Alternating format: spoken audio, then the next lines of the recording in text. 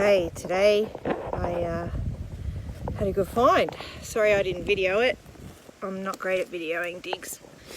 But here's a lovely, I predict nearly an ounce piece that I've got out of this hole. Hole is, I don't know, she's about nearly just over a quarter of my pick, so it's about 25 centimeters down. Found with the GPX 6000, and just a bit of a look around at what the ground's like. Been finding some subbers. Jim had found a couple of Grammies.